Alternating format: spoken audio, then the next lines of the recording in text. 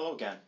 In this section, we're going to take a look at constant coefficient, second order, linear, ordinary differential equations and how we can solve them. It turns out there's a relatively easy process that we can use to solve them once we know what to do. The general form for these. All right, second order, we're going to see second derivatives of the dependent variable, linear, dependent variable and its derivatives only raised to the first power, constant coefficient. All the coefficients are going to be constants, non-variable. Our general form is going to look like this. A, y double prime, plus b, y prime, plus c, y is equal to 0, where we assume that y is a derivative, or y is a function of x, or some other independent variable. So this is the general form, and now let's get in and see how we can solve them. Alright, so here's our first example. We are asked to solve y double prime plus y prime minus 6y is 0, where y of 0 is 5 and y prime of 0 is also 5. So here we actually have an initial value problem. Notice that this is a constant coefficient, right? Second order. Right, because this is a 1y double prime, and this is a 1y prime, and the 6 is a constant as well. So we do have a constant coefficient equation. So now I ask this question, if we look at the equation, we're adding a function and multiples of its derivatives, and we get 0. And so we might sort of think, well, what kind of functions might work? Well, there's a simple function in calculus that when you took its derivative, you got the function back plus maybe a multiple of it. And that function, of course, is the exponential. So we're going to assume that y is some function e to the rx. Let's make that assumption and let's see what happens. So if we assume that y is equal to e to the rx, well then y prime would equal r e to the rx from the chain rule, and y double prime would equal r squared e to the rx, again from the chain rule. So under that assumption that y is equal to e to the rx, we make the substitution into the differential equation. So we now have r squared e to the rx plus r e to the rx minus 6 e to the rx is equal to 0. And notice I can factor out e to the rx from all terms. So then this is e to the rx times r squared plus r minus 6 is equal to 0. Now, if you remember anything from algebra, once we have this in a factor form and equal to 0, we can then break it up into multiple equations. So e to the rx is equal to 0, or r squared plus r minus 6 is equal to 0. Now, e to the rx, if you remember exponential functions, e to the rx cannot equal 0. It's asymptotic to 0. R squared plus r minus 6 equals 0, well, I can solve this equation for r. This one factors nicely, but if it didn't factor, I could apply the quadratic formula. And this factors as r plus 3 by r minus 2 is 0. And so r equals negative 3, r equals 2. And so under the assumption that y is equal to e to the rx, it turned out that it works, right? So y equals e to the rx is a solution if r is equal to negative 3 or r is equal to 2. So then this tells me that I actually now have two solutions of the differential equation. So y1 is e to the negative 3x, and y2 is e to the 2x. And if we use that superposition theorem we talked about in the previous section, and our general solution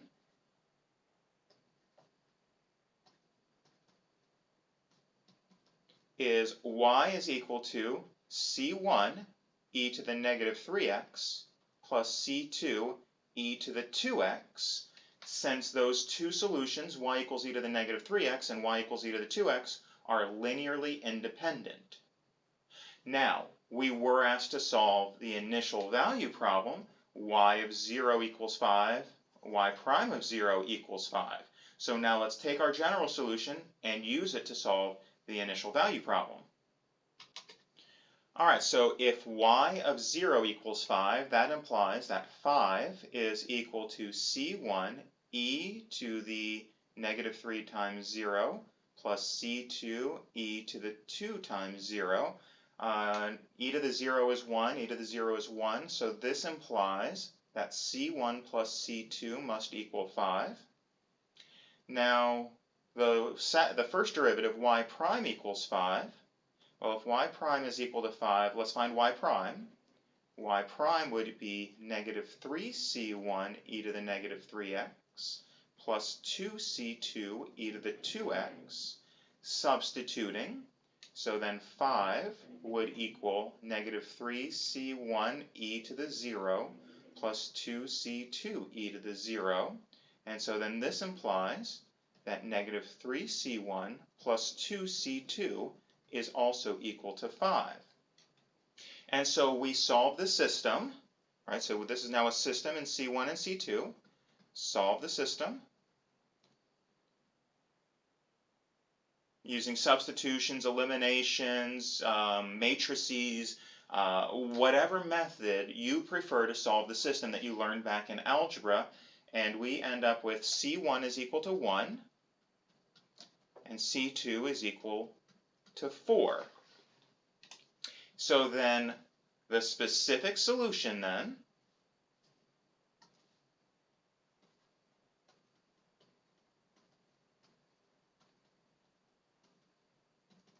is y is equal to c1 e to the negative 3x, c2 e to the 2x, 1 e to the negative 3x plus 4 e to the 2x.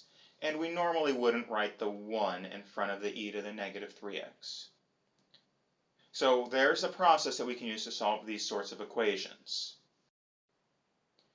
So now in general, if we want to solve the constant coefficient second order linear ordinary differential equation, ay double prime plus by prime plus cy, that should just be a cy, that's not a prime there, equals 0, here are the steps. Here's the general idea. 1. We substitute y equals e to the rx. This yields the auxiliary equation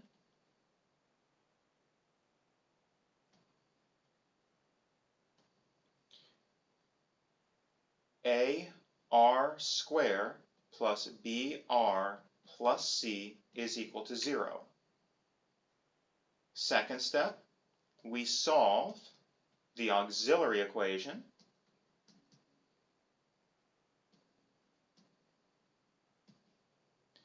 And then we use the solutions of the auxiliary equation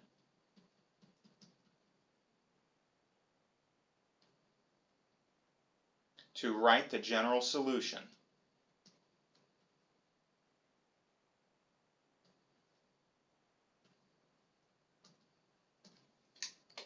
Okay, so there's the general process.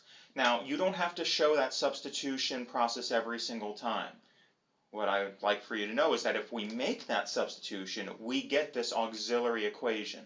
I should mention that some other textbooks, instead of calling it the auxiliary equation, sometimes they will call it the characteristic equation. So just a different name, same concept. So this would be a good one to try on your own. Be a good time to pause, try to solve y double prime minus 4y equals 0, where y of 0 is 0 and y prime of 0 is 4.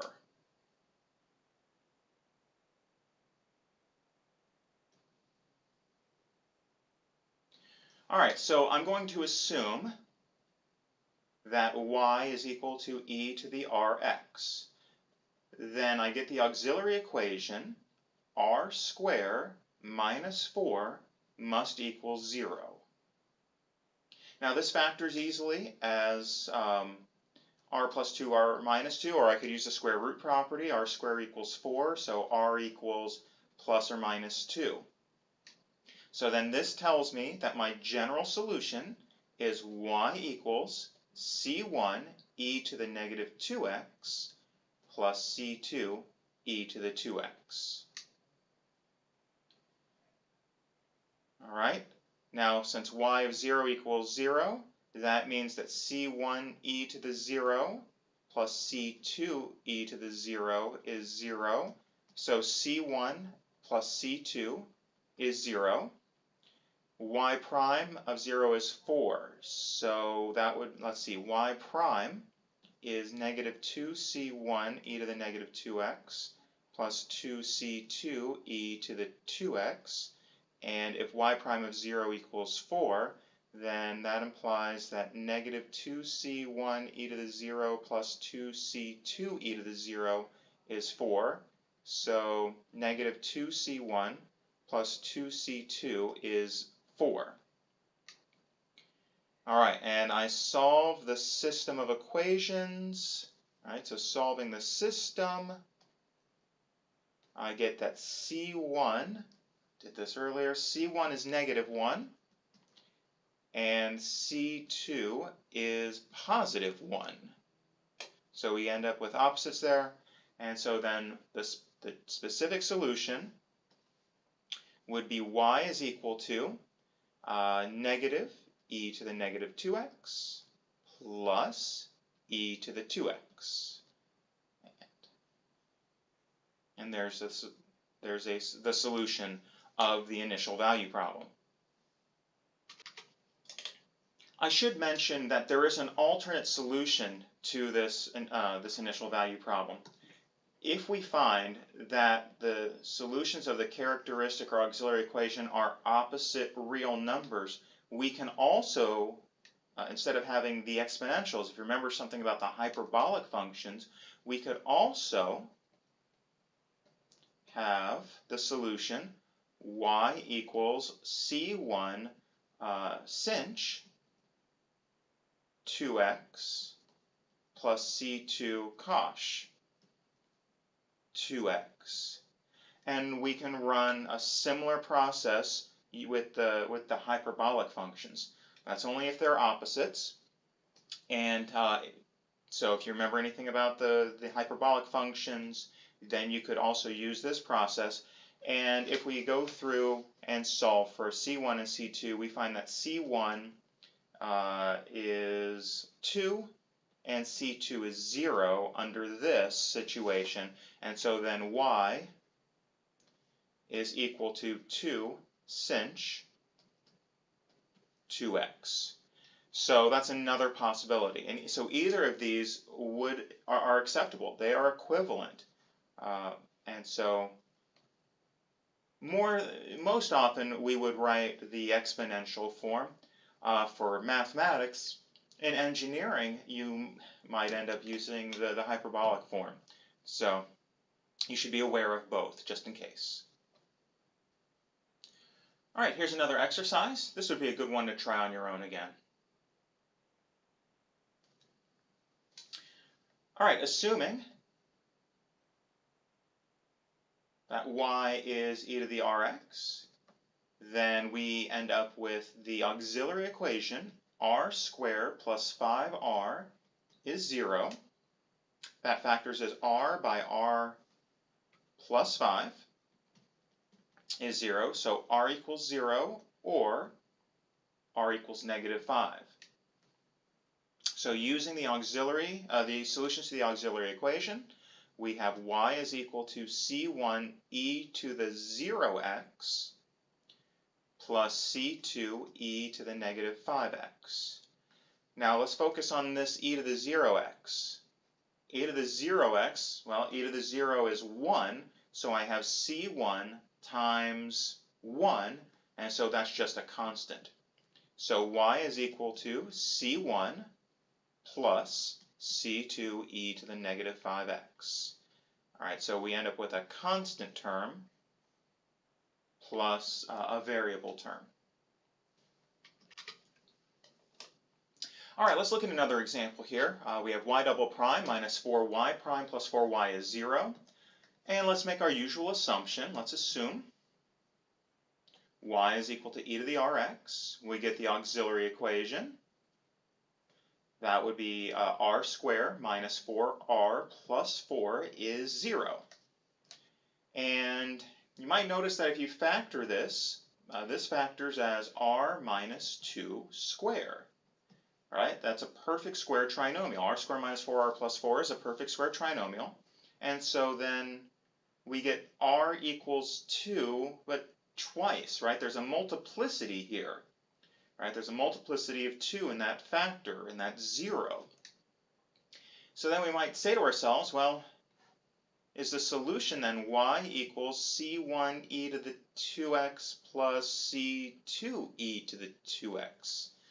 Well, if you remember what we saw in the last section, these two, right, e to the 2x and e to the 2x, these are not linearly independent.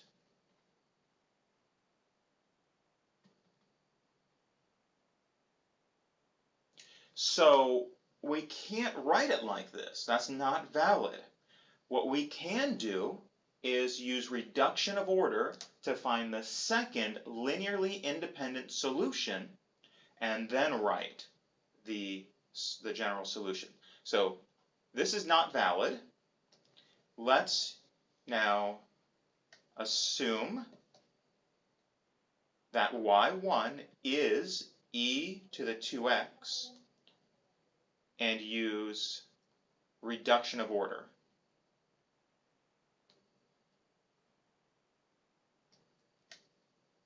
All right, so recall then that we have to find the v of x, where v of x is the integral of e to the negative p of x, e to the negative integral p of x dx over y1 square dx.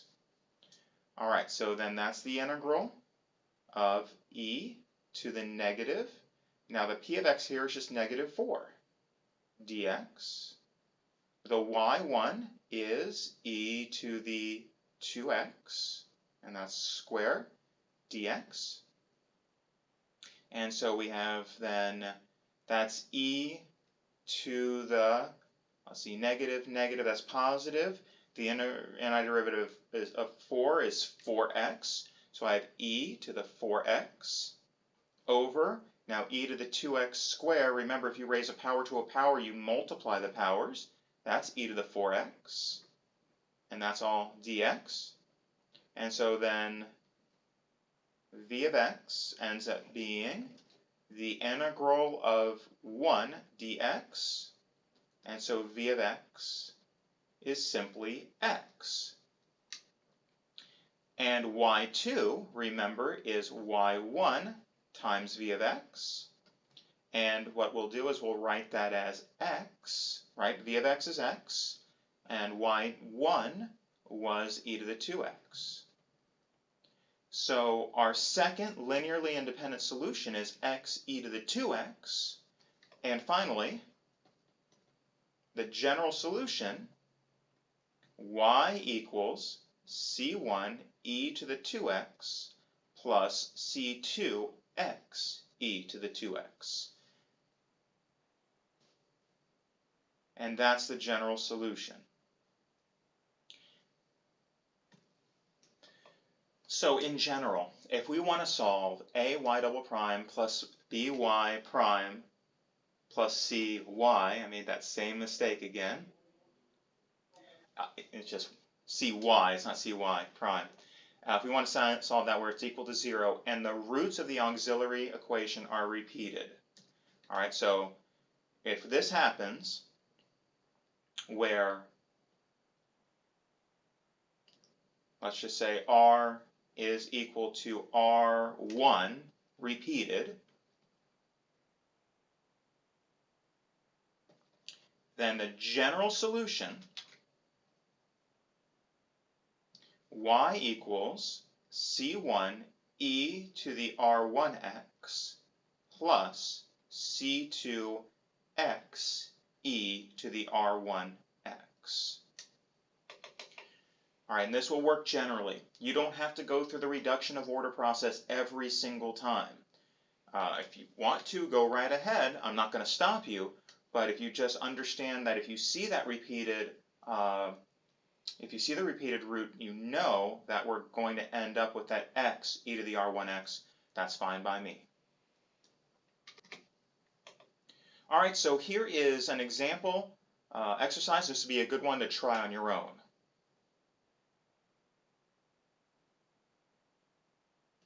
All right, so we are asked to solve y double prime plus 12y prime plus 36y is 0, where y of 0 is 5 and y prime of 0 is negative 2.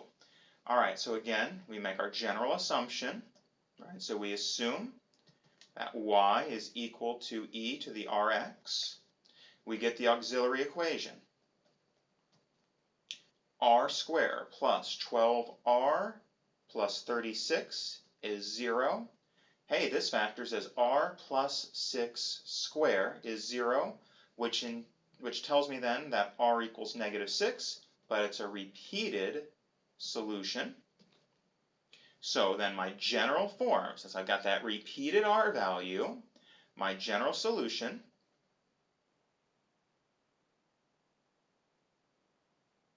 is y is equal to c1 e to the negative 6x plus c2 x e to the negative 6x.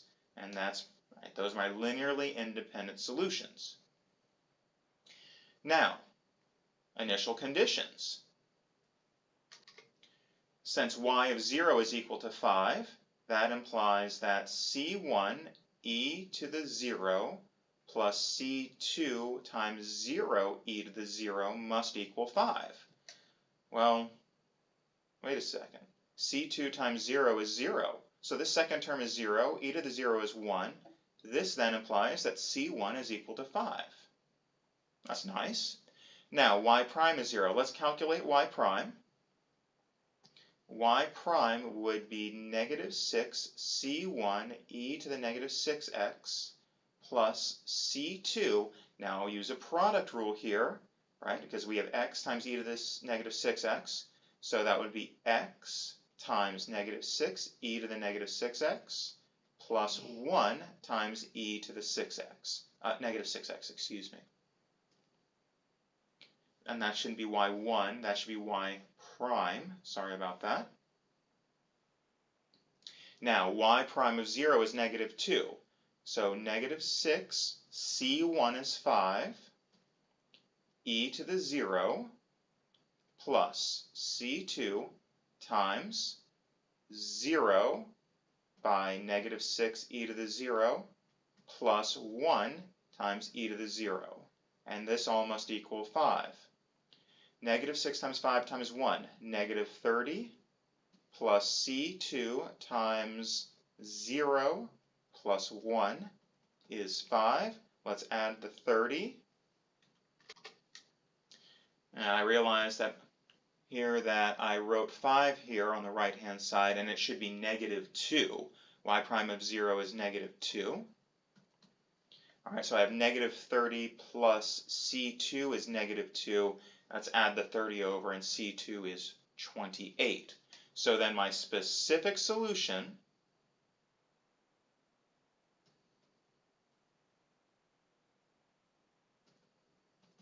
is y equals, what was c1? c1 was 5, 5 e to the negative 6x plus c2 plus 28x e to the negative 6x.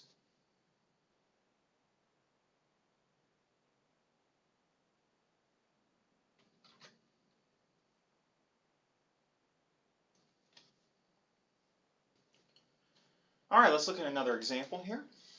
We're asked to solve y double prime minus 4y prime plus 13y is equal to 0. All right, so we assume that y is equal to e to the rx again. we get the auxiliary equation, r squared minus 4r plus 13 is 0. All right, so you might try and factor this. Is there a pair of numbers that multiplies 13 as negative 4? There's no simple pair of numbers that does that. All right, so let's use the quadratic formula. So let's use the quadratic formula to solve for r here. So then r would equal the opposite of b plus or minus the square root of b squared minus 4ac over 2a. So r would equal the opposite of negative 4. I forgot a negative there, so that's 4 plus or minus the square root of 16 minus 4 times 1 times 13 is 52 over 2. So that's 4 plus or minus the square root of negative 36 over 2. A square root of a negative number. Hey, you've seen we can replace this with the imaginary number. And so let's see, this is 4 plus or minus 6i over 2. And so then this simplifies to 2 plus or minus 3i. Okay, complex conjugates, right? 2 plus or minus 3i, those are complex conjugates. So now what? What does that do for us? Well, let's just follow through. Let's see what happens. If r is 2 plus or minus 3i, so then y would equal c1 e to the 2 minus 3i x plus c2 e to the 2 plus 3i x. All right, well, if we remember some properties of exponents, that e to the 2 minus 3i, I can break that up, and the e to the 2 plus 3i, I can break that up. So let's see, then y is c1, and let's see, I'd have an e to the 2x and an e to the negative 3i x. I have then c2, e to the 2x, e to the 3i x. Now, I can factor out the e to the 2x. Notice that there's an e to the 2x in each term, so that gives me a c1 e to the negative 3i, don't forget the I, 3i x, plus c2 e to the 3i x. Now we have to bring in something that maybe you've seen before. I know when I teach trigonometry, I teach it right toward the end of the course, but I don't know if you saw it in your trig course. Maybe you saw it in your Calculus 3 course. It's possible. So let's now bring in this thing called Euler's formula. That Euler guy, he's everywhere. Euler's formula says that e to the I theta is equal to the cosine of theta plus I times the sine of theta. So let's apply this. So then y is equal to e to the 2x times c1. Now e to the negative 3ix would be cosine of negative 3x plus I sine of negative 3x plus c2 times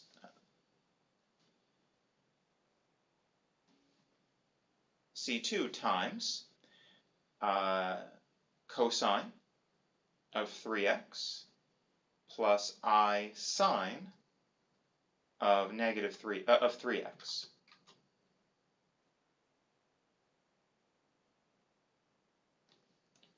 Now, I've got to get rid of those negatives. So I remember some identities for negatives from trigonometry. Recall that cosine of negative x is cosine x, and sine of negative x is negative sine x. So I now have that y is e to the 2x, c1.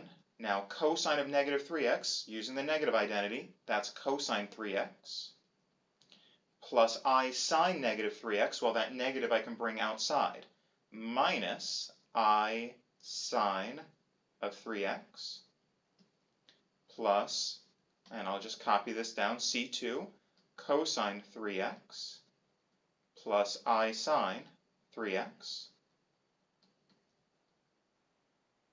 And now notice I have a couple of terms with cosines and a couple of terms with sines. Let's sort of group things together. So y is equal to e to the 2x. Let's see what I have now. I have c1 plus c2 times cosine of 3x. And then I have, let's see, I have a plus a negative I c1 plus I c2 times sine of 3x. Now, let's look at this more carefully. c1 plus c2, that's a constant, isn't it? Recall, I is a constant. It's an imaginary constant, but it's still a constant. So, negative I c1 plus I c2 is also a constant. And so if I call those new constants, maybe d1 and d2 or whatever letters I want, I end up now with y equals e to the 2x times, let's say d1 cosine 3x plus d2 sine 3x. And what I'd like for you to notice is the real part, right, the 2 is here. The imaginary part, the 3, ends up as within the argument for the cosine and the sine. And this pattern holds generally. Alright, so we're trying to solve a y double prime plus by prime plus cy equals 0, and the solutions to that auxiliary equation end up being complex. They're complex conjugates, alpha plus or minus I times beta, or beta I, however you want to think of it. Then the general solution is given by y equals e to the alpha x times some constant 1. I know I used d1 previously. The letters don't really matter. c1 cosine beta x plus c2 sine beta x. And that's the general form. Okay, so you don't have to go through that whole process with the Euler's formula and all that every single time.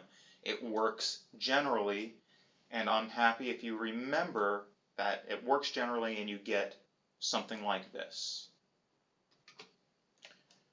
Alright, so here's an example. We're asked to solve 2y double prime plus 4y prime plus 3y equals 0. Now would be a good time to pause. Try this one on your own.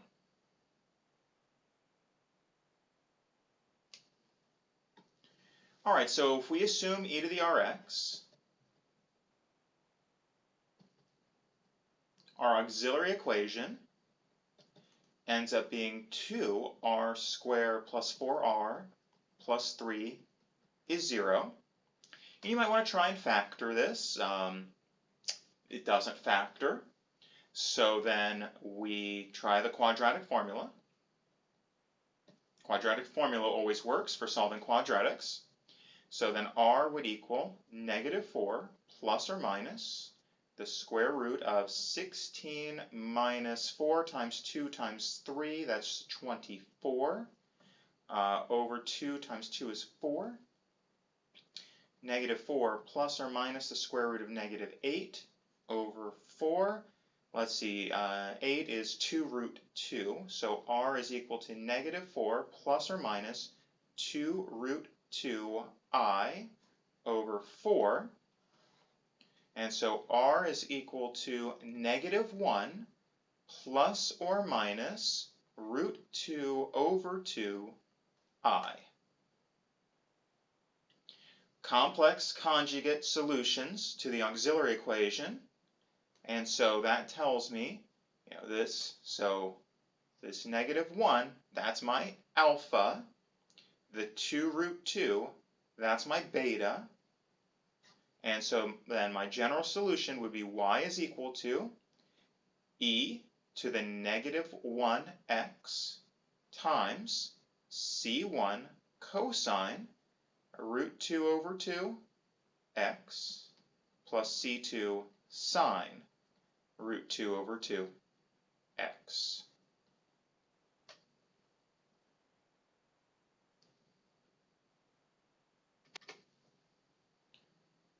Alright, and one more example here. We're asked to solve 2y double prime plus 50y equals 0. Again, now would be a great time to pause, try this one out on your own.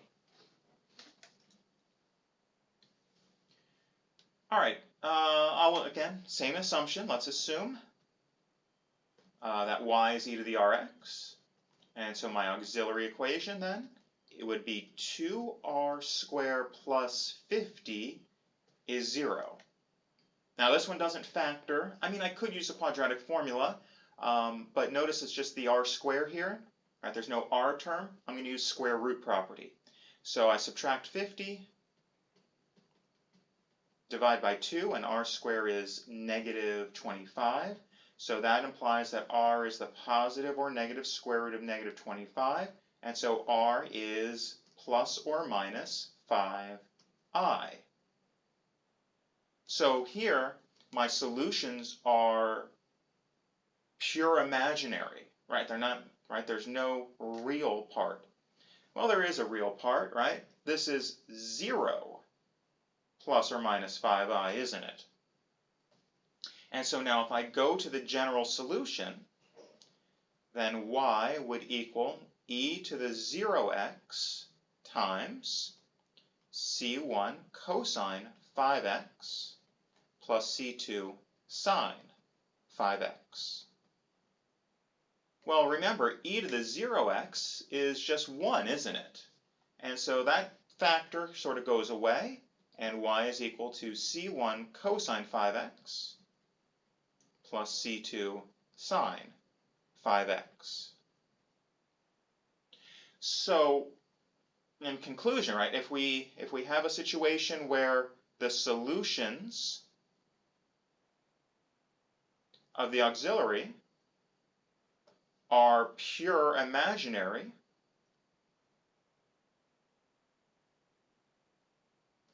then the equation, right, the solution of the equation is just in terms of sines and cosines. There isn't an exponential factor involved. All right, so that concludes this section on constant coefficient second order linear ordinary differential equations. So now would be a good time to stop the video and start practicing. All right, see you next time.